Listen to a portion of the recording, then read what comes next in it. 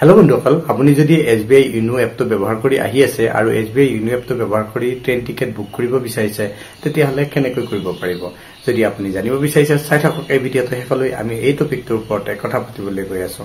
নমস্কাৰ বন্ধুসকল মই প্ৰণৱ আৰু স্বাগতম জনাইছো মোৰ ইউটিউব চেনেল ডিজিটেল ৱৰ্ক অসমলৈ বন্ধুসকল প্ৰথমতে আমি ইউনো SBI লগইন হৈ যাম আৰু আগৰ প্ৰচেছখিনি ষ্টেপ বাই ষ্টেপ দেখুৱাম বন্ধুসকল আপোনালোকে দেখা পাইছে আমি আমাৰ মোবাইল স্ক্ৰিনত আহি গৈছো ইয়াত ইউনো SBI টো ওপেন কৰি লৈছো যে ইউনো SBI টো ওপেন কৰি লোৱাৰ লগে আপোনাৰ 6 ডিজিট এমপিন টো ভৰাই ইয়াত লগইন কৰিবলৈ কোৱা হ'ব আপুনি লগইন হৈ যাওক আপোনাৰ একাউণ্টত আপুনি লগইন হোৱাৰ পাছত আপুনি একাউণ্টৰ ড্যাশবোৰ্ডটো এনেকুৱা দেখা পাব ইয়াত ট্ৰেইন টিকেটছৰ যিটো অপচন আছে তাৰ ওপৰত ক্লিক কৰি দিয়ক ট্ৰেইন টিকেটৰ ওপৰত ক্লিক কৰি দিয়াৰ লগে আপোনাৰ ট্ৰেইন টিকেট বুকিংৰ পেজটোলৈ ৰিডাইৰেক্ট কৰিব ইয়াত আপোনাক from station to station date class quota এগুলা সিলেক্ট কৰিবলৈ কোৱা হৈছে আমি এইবিলাক ইয়াত সিলেক্ট কৰি লওঁ পুৰা কলৈ যাব লাগে ডেট ক্লাছ আৰু জেনাৰেল কোটা আমি সিলেক্ট ইয়াত কৰি ললো তাৰ পিছত সাৰ্চ কৰি দিম যেতিয়া সাৰ্চ কৰি দিম ইয়াত আপুনি দেখা পাব আপোনাৰ এভেইলেবল ট্ৰেইন বিলাক দেখুৱা হ'ব ইয়াত এখনে ট্ৰেইন এভেইলেবল আছে এই ৰুটটোত গতিকে হেতু দেখুৱা হৈছে আপুনি ইয়াত স্লিপাৰ আমি আগতে সিলেক্ট কৰিছিলো কাৰণে স্লিপাৰৰ অপচনটো আহিছে আমি স্লিপাৰৰ ওপৰত ক্লিক কৰি দিম স্লিপাৰৰ ওপৰত ক্লিক কৰি দিয়াৰ লগে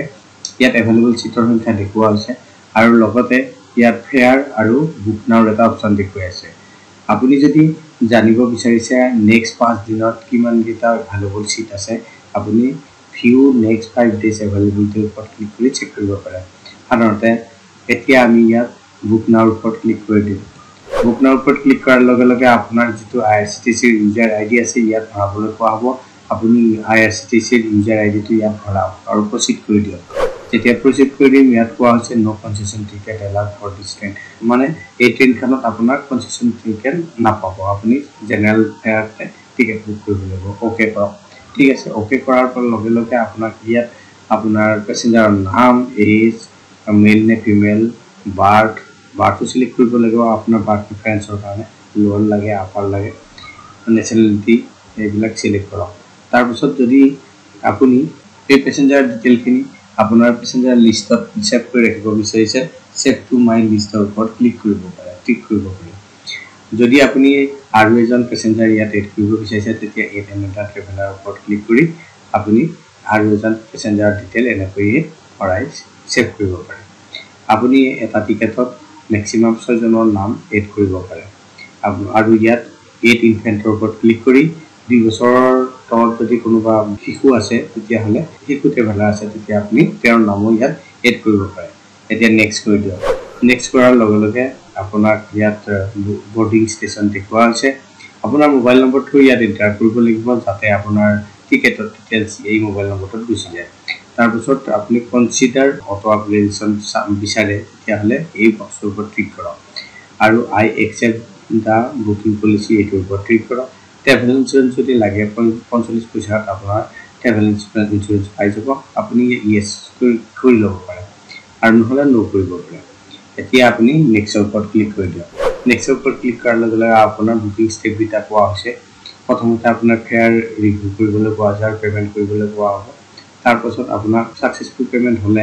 IRCTC লগইন পেজলৈ ৰিডাইৰেক্ট কৰা হ'ব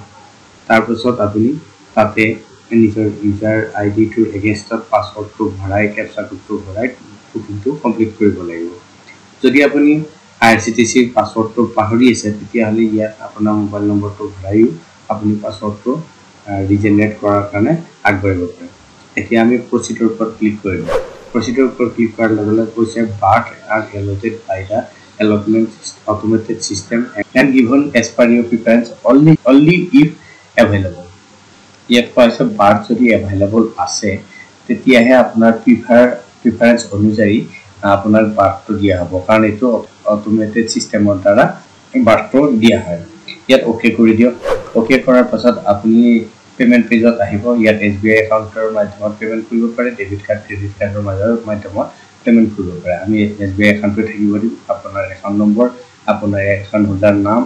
আৰু ইয়াত পইচা কিমান আছে আপোনাৰ একাউণ্টত হেতু দেখুৱা হ'ব এতিয়া পেনৰ ওপৰত ক্লিক কৰি দিয়ক পেনৰ ওপৰত ক্লিক কৰাৰ লগে আপোনাৰ মোবাইলত পোৱা OTP-টো ভৰাবলৈ কোৱা হ'ব এটা OTP আপোনাৰ মোবাইলত গুচি যাব সেই OTP-টো ইয়াত ভৰাওক আৰু ইয়াত সাবমিট কৰি দিয়ক সাবমিট কৰাৰ লগে লগে পেমেন্ট সাকসেসফুল আপোনাৰ পেমেন্ট সাকসেসফুল হৈছে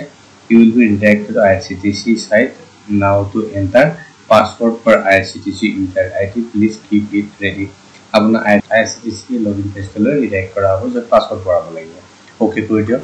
এতিয়া চাওক আপুনি এই পেজটোত আহি যাব আপোনাৰ ইউজাৰ আইডিটো যেটো আপুনি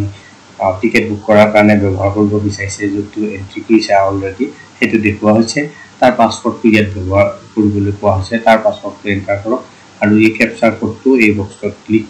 ভৰাই সাবমিটৰ ওপৰত ক্লিক কৰক সাবমিট কৰি দিয়াৰ লগে লগে আপোনাৰ টিকেটটো বুক হৈ যাব সাকসেসফুল বুলি কৈছে আৰু পিএনআৰ হৈছে পিএনআৰ নম্বৰটো ইয়াত দেখুৱা আছে ট্ৰানজেকচন আইডি দেখুৱা আছে আপোনাৰ টিকেট ডিটেইলছটো এনেকৈ দেখুৱা আছে আপুনি যদি বিচাৰে টিকেটটো ডাউনলোড কৰিব ডাউনলোড বটনটোৰ ওপৰত ক্লিক কৰি টিকেটটো ডাউনলোড কৰিব পাৰে আৰু লগতে ইমেইলত আৰু মোবাইলত যদি মেছেজ পাব বিচাৰিছে এই বক্সটোৰ ওপৰত ক্লিক কৰি আপুনি পাব পাৰে আপোনাৰ মেইল আৰু মোবাইল নম্বৰ অলৰেডি অৱশ্যে এটো মোবাইল আৰু মেইলত অলৰেডি নিজে গুছিয়ে গৈছে এতিয়া চাও আমাৰ মোবাইলত আমি কি ধৰণে এইটো ডাউনলোড কৰিলো কেনেকুৱা দেখা পোৱা গৈছে টিকেটটো এতিয়া আমি আমাৰ মোবাইলত ডাউনলোড সেকশনত গুছি যাম আৰু টিকেটটো ওপেন কৰিম তেতিয়া এনেকৈ পিডিএফ ফৰ্মেটত এই টিকেটটো দেখা পোৱা যাব এনেকুৱা ধৰণে আৰু এটো লৈ আপোনাৰ লগত এখন ভ্যালিড আইডেন্টি কাৰ্ড লৈ যত আপোনাৰ নামটো লিখা আছে আৰু টিকেটৰ নামটো লেখা হ'ব লাগিব আপুনি ট্ৰেভেল কৰিব পাৰে এতিয়া আপুনি টিকেটত বন্ধক এনেকৈ আপুনি যদি ইউএসবিটো ব্যৱহাৰ কৰি